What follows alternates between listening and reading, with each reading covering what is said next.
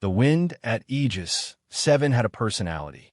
It was a cold, scouring thing that seemed to delight in finding the smallest gaps in clothing and architecture, a constant reminder that this place was carved out of an environment that did not want it here. The facility itself was a collection of sterile gray boxes dropped into the vast, unforgiving expanse of the high desert, connected by covered walkways that hummed with the oppressive buzz of industrial lighting. It was a place built to test the breaking points of machines and the men who flew them. Into this meticulously controlled world of sharp angles and sharper attitudes walked a woman who seemed to be made of none of them. Her name, on the temporary access pass she presented to the bored airman at the main gate, was Anya Volkov.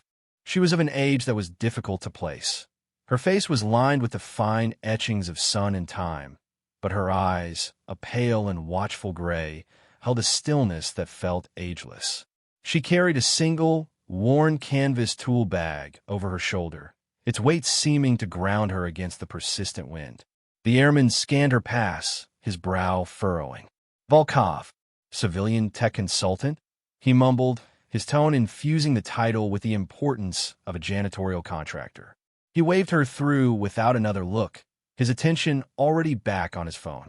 Anya walked toward the Central Command building, her gait unhurried. She moved with an economy of motion that was easy to mistake for hesitancy, but was in fact the product of a lifetime of conserving energy. She registered the stairs. Young officers in crisp flight suits, striding with the manufactured confidence of their rank, gave her a passing glance that dismissed her in a single sweep. Not young, not in regulation, not important. She was invisible wallpaper in the corridors of power. Inside the administrative block, the air was thick with the scent of burnt coffee and low-grade panic. A clerk, a young woman with stress-pinched features, shuffled through a stack of digital files, unable to locate Anya's entry authorization. "I'm sorry," the clerk said, not sounding sorry at all. "Colonel Madsen is very particular about access to the Chimera wing. Without the authenticated paperwork, I can't issue you a hard badge." Anya did not argue or sigh. She simply stood before the counter and waited. Her patience was not passive. It was an act of observation. She watched the flow of the office, the way a stressed lieutenant snapped at a subordinate, the way two pilots shared a look of gallows humor over a tablet displaying a cascade of red error codes. She was absorbing the facility's frantic, brittle heartbeat. The silence from her became a strange weight in the room. The clerk, used to frustration and demands, found herself unnerved by the woman's quietude. After several more minutes of performative clicking, she finally found the file, buried under a mislabeled security protocol. "Oh, here it is," she announced, her voice flat. She slapped a temporary badge on the counter. "Wing C, Hangar 4. Don't wander." Anya picked up the badge, clipped it to the collar of her faded olive flight suit, and gave a slight nod. As she turned, a captain brushing past her paused, his eyes narrowing on the old suit. It was a design he hadn't seen in years, devoid of any current squadron patches, yet it fit her with the familiarity of a second skin. He almost said something about the base's dress code for contractors, but a call from down the hall drew his attention away. He shook his head and moved on. Just another piece of civilian eccentricity. Anya continued down the long, sterile corridor toward Wing C, the humming lights overhead glinting off the polished concrete floor. She was a ghost walking through a machine, unseen and utterly underestimated. The air in Hangar 4 was different. It was cold, charged with electricity and the high-pitched whine of failing systems. In the center of the cavernous space sat the reason for the base's collective anxiety, the AS-9 Valkyrie. It was not an aircraft, but a simulator, a monstrous black octagon perched on a powerful hydraulic gimbal, connected by thick umbilicals of cable to a bank of supercomputers. It was the most advanced flight simulator ever built, designed to replicate the flight characteristics of a next-generation hypersonic aircraft that technically didn't exist yet. And for the past 3 months, it had been a multi-billion-dollar paperweight. Standing before the control room's main viewport was Colonel Madsen. He was a man carved from granite and regulation, his posture so rigid it seemed to defy gravity. He watched two technicians argue over a schematic, his jaw tight with fury. The entire Project Chimera was behind schedule, and the pressure from the Pentagon was becoming immense. He turned as the hangar door hissed open, his eyes immediately landing on Anya. His gaze swept over her, taking in the worn flight suit, the lines on her face, the simple tool bag. Contempt radiated from him in palpable waves. "Who in the hell are you?" he snapped, his voice a whip crack in the tense air. A nervous aide, a young lieutenant, hurried to his side. "Sir, this is Anya Volkov, the civilian consultant from Skunk Works." Madsen's eyes narrowed into slits. "I requested their lead diagnostic engineer, Dr. Aristhorn. I did not request a maintenance relic." The insult hung in the air, sharp and deliberate. Anya's expression did not change. She looked past Madsen, her focus entirely on the silent, troubled machine in the center of the hangar. "Dr. Thorne is occupied. They sent me," she said. Her voice was low and even, carrying no trace of defiance or apology. It was a simple statement of fact. Madsen took a step closer, invading her personal space. He was a tall man, used to using his physical presence to intimidate. "They sent you," he repeated, his voice dripping with scorn. "And what exactly are you supposed to do? Bring a cup of tea and ask it nicely to work? We have the best engineers in the Air Force working on this problem around the clock." He gestured dismissively at the team of frantic technicians. "What makes you think you can succeed where they have failed?" He was baiting her, expecting an argument, a defense of her qualifications, something he could tear apart with the sheer force of his authority. Anya offered him nothing. She simply met his gaze, her pale gray eyes unblinking. The silence stretched, and in that void, Madsen's anger began to curdle into something else, bafflement. He was a man who understood hierarchies, protocols, and loud, clear commands. He did not understand this quiet, unimpressed woman who refused to be diminished by his rank. "The machine has a flaw in its primary heuristic core," Anya stated, her voice still quiet but cutting through the hangar's noise. "It's a design echo from the old X-71 program.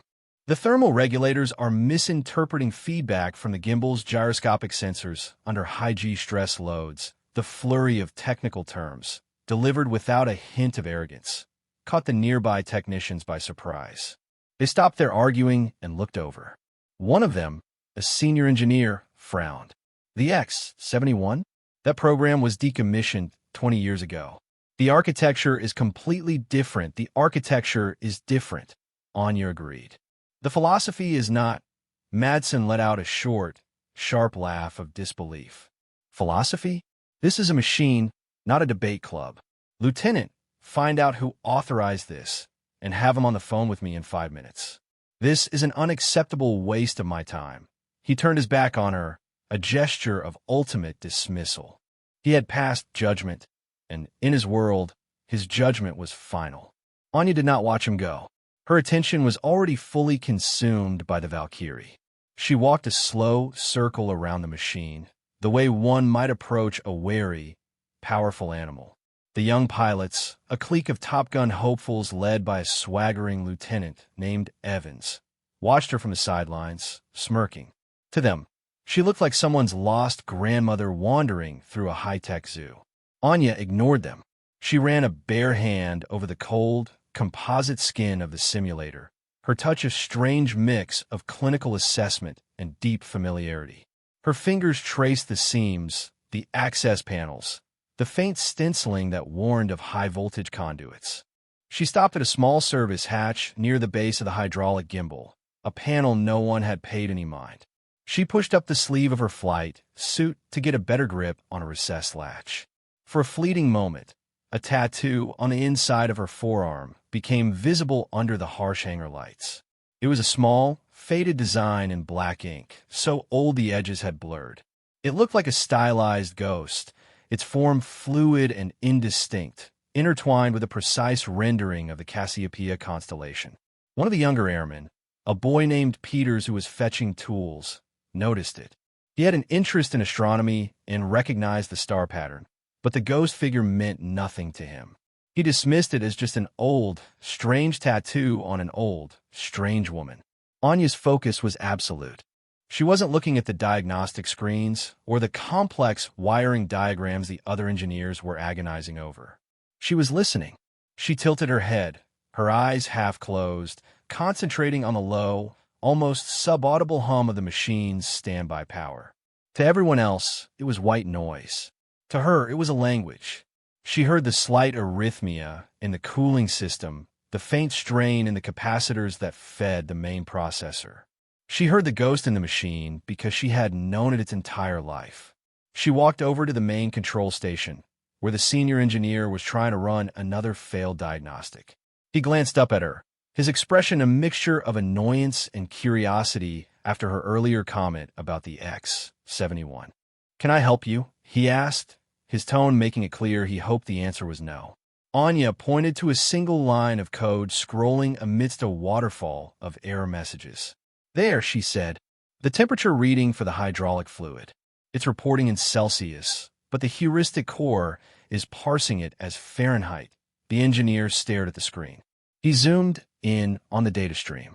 It was such a fundamental error, so simple and so buried in millions of lines of code, that everyone had overlooked it. They had been searching for a catastrophic hardware failure, a complex software bug. They had not been looking for a typo. "That's impossible," he muttered, but his fingers were already flying across the keyboard, trying to trace the source. The initial programming parameters were triple-checked. "Someone checked the math," Anya said, her eyes still on the humming machine. They didn't check the language. Her insight, so simple and yet so profound, began to sow the first seeds of doubt about their assumptions. Lieutenant Evans and his friends were no longer smirking. They were watching her now, a flicker of uncertainty in their eyes. She knew something. How she knew it was a mystery, but the quiet certainty with which she spoke was beginning to bend the atmosphere of the room. She was no longer just a dismissed contractor. She was an enigma. The pressure in the hangar, already high, began to escalate exponentially. The engineer confirmed Anya's diagnosis. It was a conversion error, a tiny seed of chaos planted deep within the system's foundational code. But isolating and patching it without causing a cascade failure in other systems was a task of immense delicacy.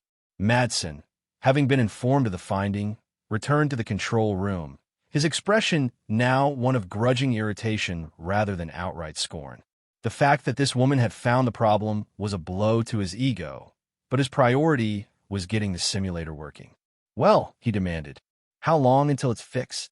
The senior engineer shook his head. "It's not that simple, sir. This code is tied into the safety protocols. If we try a patch while the system is hot, we could permanently fry the main processor. We have to shut the whole thing down. A full cold reboot and patch could take 72 hours. Maybe more." Madsen's face flushed with renewed anger. 72 hours? I have the Undersecretary of the Air Force arriving in 48 for a demonstration. That is not an option. It was then that Lieutenant Ace Evans, his confidence undented, stepped forward. "Sir, let me take it up. I can run the final diagnostic sequence. I'll keep the G-load under the threshold that's been causing the thermal spikes. We can gather the last bit of data needed to model a faster software patch." It was a reckless proposal, born of a pilot's arrogance and a desire to be the hero. Madsen, desperate and out of options, hesitated for only a second before nodding. "Do it." Anya watched this exchange, her expression unreadable. She saw the folly in it, the deadly combination of a pilot's pride and a commander's desperation. She knew the machine better than they did. The error wasn't linear. It was unpredictable. Pushing the system now, even carefully, was like prodding a sleeping dragon.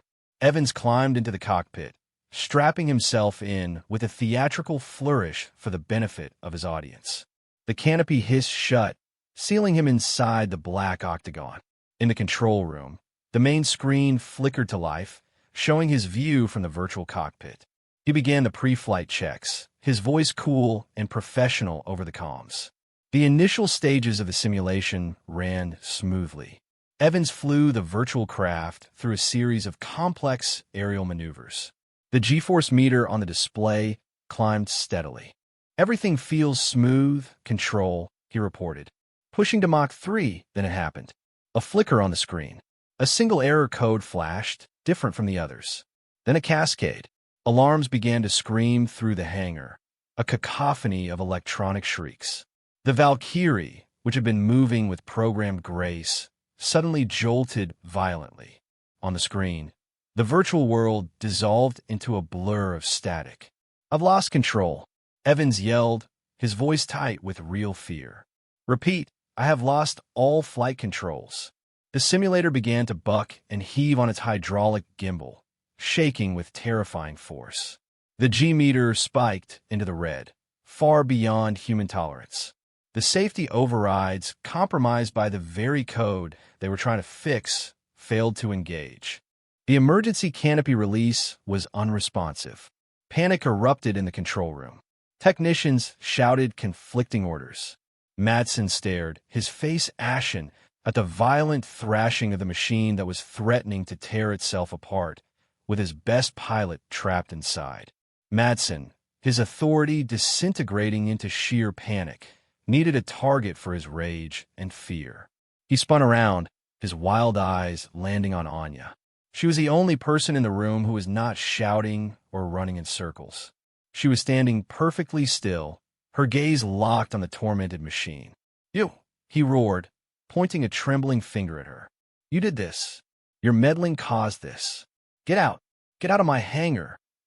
He was losing control, his commands devolving into incoherent shrieks. He turned to the hangar's security detail, a squad of 5 Marine Corps guards who had been posted there due to the project's high-security nature. "Sergeant, get this woman out of here, now!" Madsen's fury turned back to Anya. He saw her worn flight suit as a personal insult, a symbol of the chaos that had usurped his perfect order. "And take off that uniform," he spat, the words venomous. "You have no right to wear that in my facility. It's a disgrace." Anya did not even look at him. Her entire being was focused on the manual override panel near the base of the simulator, the one she had noted earlier. It was the machine's last resort, a hardwired circuit breaker for the hydraulic system. She took a step toward it. Madsen, incandescent with rage, physically blocked her path. "Did you hear my order?" "Sergeant, I said escort her out." The Marine sergeant, a stocky man with a calm demeanor, stepped forward with his 4 men.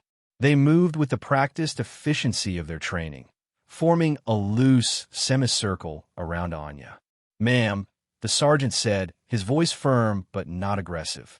"The colonel has given a lawful order. We need you to come with us." Anya's gaze finally shifted from the machine.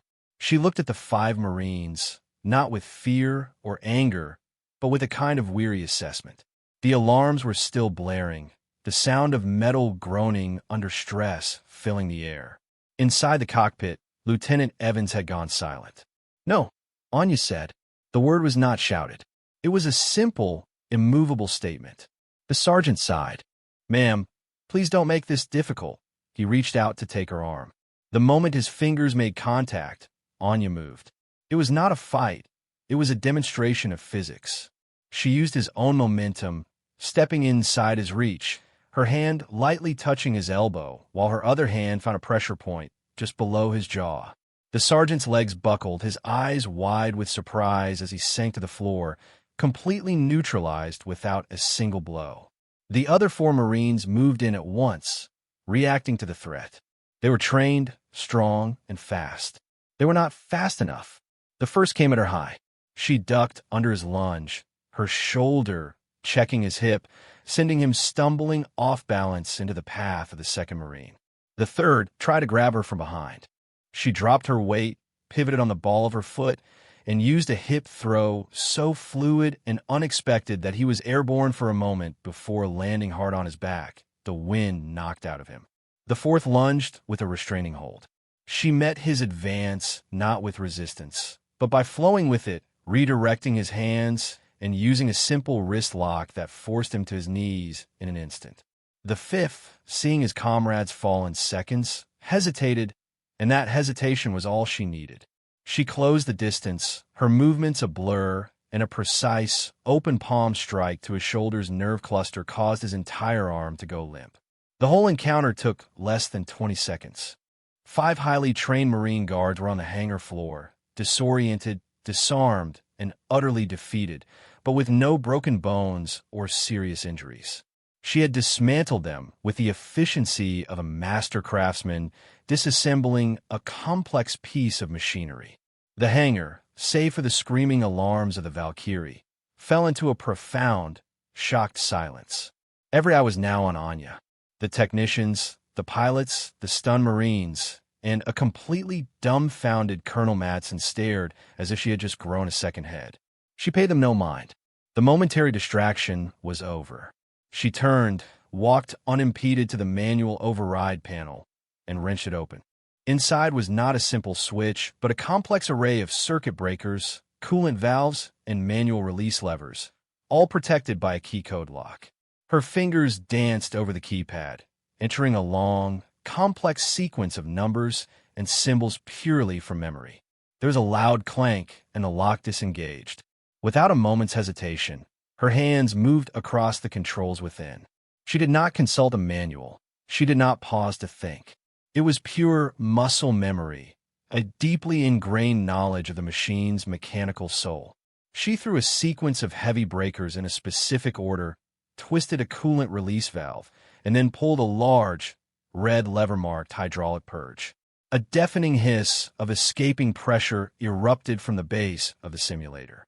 The violent, uncontrolled shaking instantly ceased. The Valkyrie settled on its gimbal with a final, groaning sigh. The shrieking alarms cut out one by one, plunging the hangar back into an almost sacred quiet. With another series of commands on the panel, Anya rerouted auxiliary power to the cockpit. The canopy seal broke with a soft pneumatic hiss and slowly began to rise. 2 medics, finally shaking off their stupor, rushed forward with a gurney. They helped a pale, trembling Lieutenant Evans out of the cockpit. He was drenched in sweat and disoriented, but alive. He looked from the now-tame machine to the quiet woman who was closing the override panel. His arrogance was gone, replaced by a raw, uncomprehending awe. Colonel Madsen stood frozen, his face a mask of conflicting emotions, humiliation, disbelief, and a dawning, terrifying suspicion. The woman he had dismissed as a relic, the woman he had ordered to be thrown out, had not only saved his best pilot and his multi-billion-dollar project, but she had done so after single-handedly neutralizing 5 armed Marines, as if they were children. In the corner, the old master gunnery sergeant who had witnessed the takedown helped his men to their feet. He muttered to his sergeant, his voice low and filled with reverence. That wasn't martial arts. That was surgical. The economy of motion. The control. I've only ever read about that kind of technique in old special operations field reports. From the ghost units, the young airman, Peters, stared at Anya, his mind frantically connecting the dots. The impossible knowledge of the machine's core programming, the takedown of the Marines, the faded ghost tattoo on her arm. The pieces were starting to form a picture he could barely believe. The perception in the room had not just shifted, it had shattered. The woman they had ignored and insulted now stood at the center of their world, a figure of immense and terrifying competence. The immediate crisis was over, but the tension in the hangar had been reborn as something else entirely. The fear and panic were gone, replaced by a thick atmosphere of silent, unnerving respect. Colonel Madsen, stripped of his bluster, seemed to have shrunk. The bedrock of his world, built on regulations and a clear chain of command, had been pulverized. He looked at Anya, who was now calmly wiping grease from her hands with a rag from her tool bag, and for the first time in his career, he felt utterly out of his depth.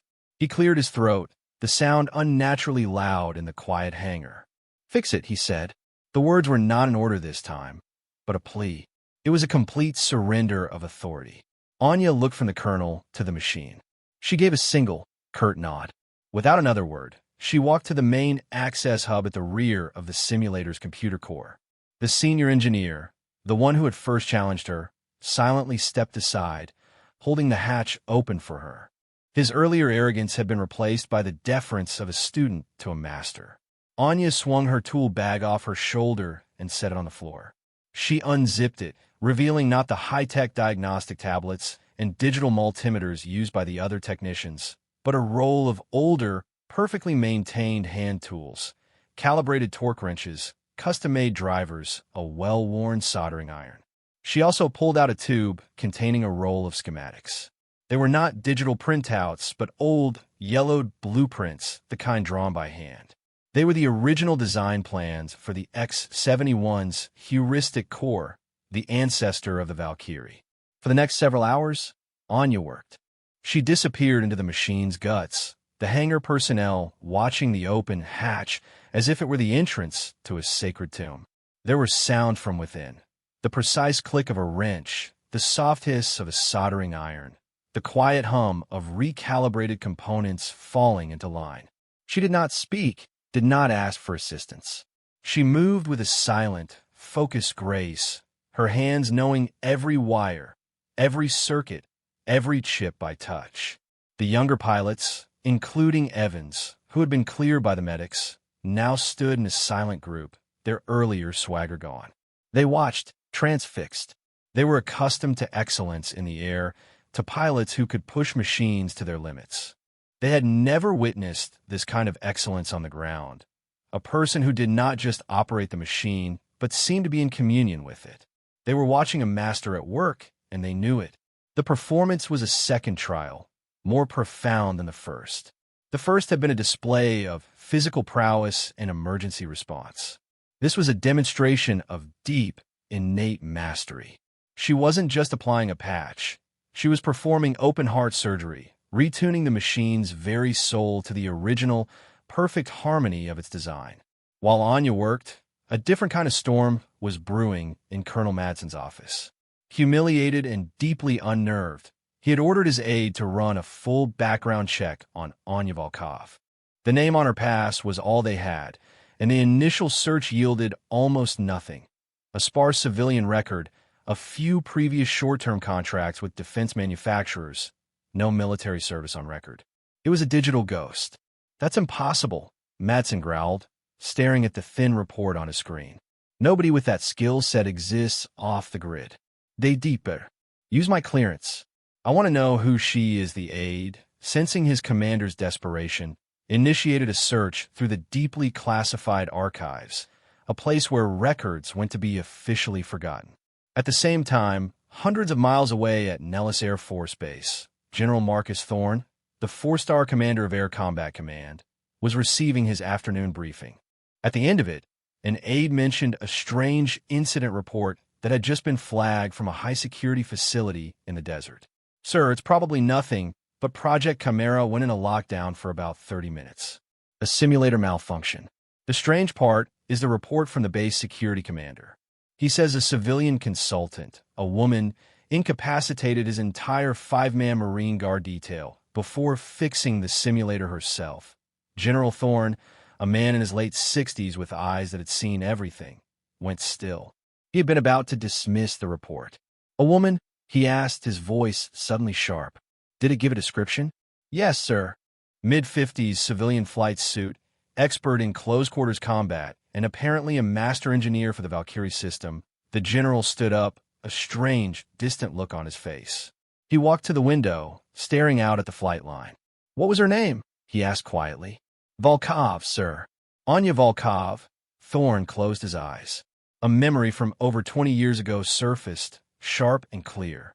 A frozen runway in the Arctic, the wreckage of the X-71 prototype, and a lone survivor who was officially listed as lost in action to cover up the program's failure and protect her from those who would exploit her knowledge.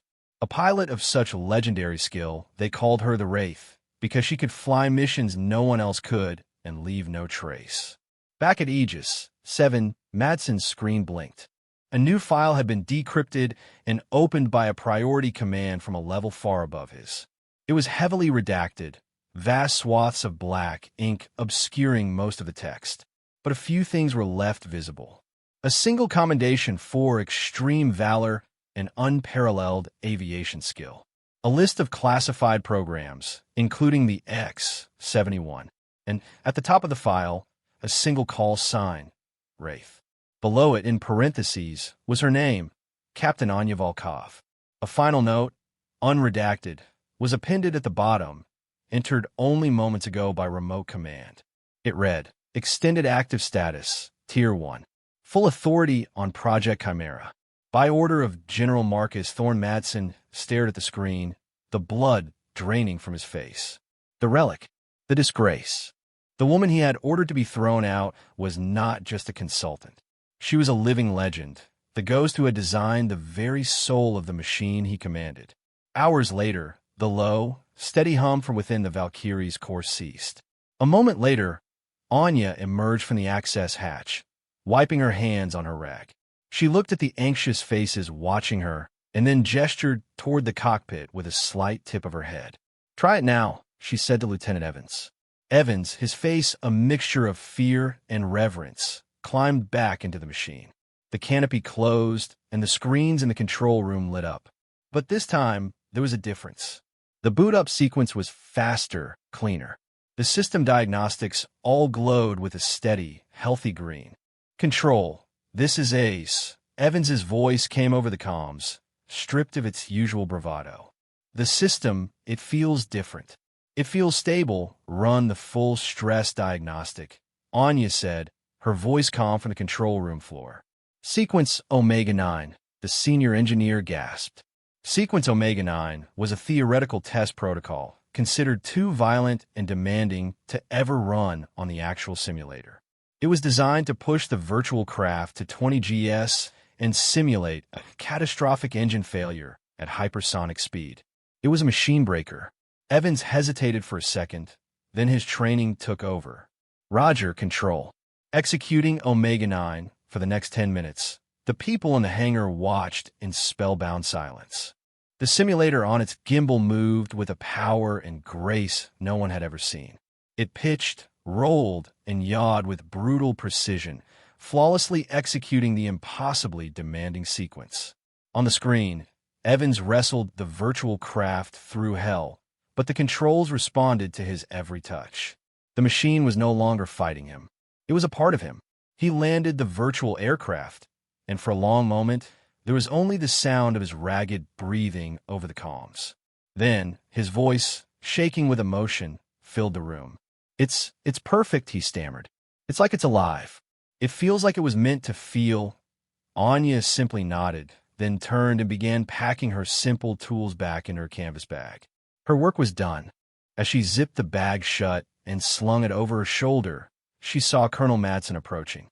He walked stiffly, his face pale and his eyes wide with the terrible weight of his new knowledge. He stopped 3 feet in front of her. He did not speak. He drew himself up to his full height, his back ramrod straight, and rendered the sharpest, most formal salute of his entire life. It was a gesture of profound apology and boundless respect. The silence was broken by the sound of boots snapping together. The master gunnery sergeant and his Marines, now standing recovered at the side of the hangar, all came to rigid attention. Then Lieutenant Evans, having just climbed out of the cockpit, turned to face her and saluted. One by one, like a current passing through the room, every single uniformed person in the massive hangar, the arrogant pilots, the harried engineers, the lowly airmen, turned to face Anya Volkov and stood at attention. A silent, powerful wave of recognition and honor offered to the woman they had all dismissed. Anya looked at the sea of salutes. For the first time, a flicker of emotion crossed her face, something ancient, weary, and perhaps a little sad.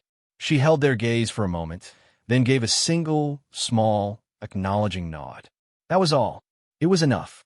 She turned and walked toward the hangar's large main door, her tool bag slung over her shoulder. No one tried to stop her. No one spoke. They simply watched her go, standing in silent tribute. The row of saluting officers and enlisted personnel held their form until she had passed. She did not look back. As she stepped out of the hangar and into the fading desert light, the setting sun caught the dust motes hanging in the air, creating a brief, ethereal halo around her silhouette before she was swallowed by the encroaching twilight.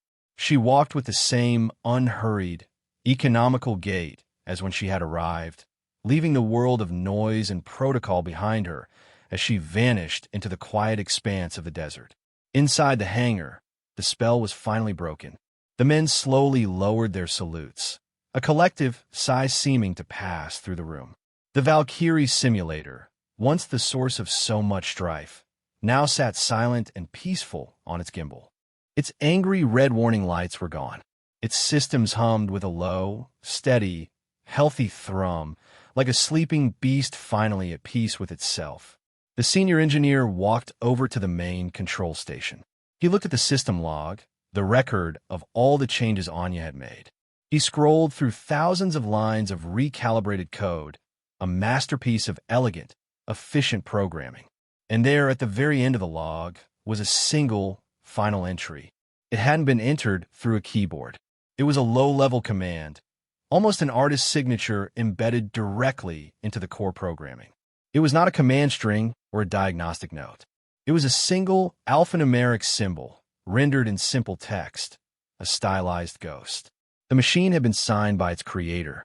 The institutional arrogance had been shattered, and the rigid system, for a moment, had been healed, not by its own rules, but by the silent, undeniable strength of the woman it had so eagerly cast aside. The hum of the machine was the only sound that remained, a quiet testament to the ghost who had come and gone.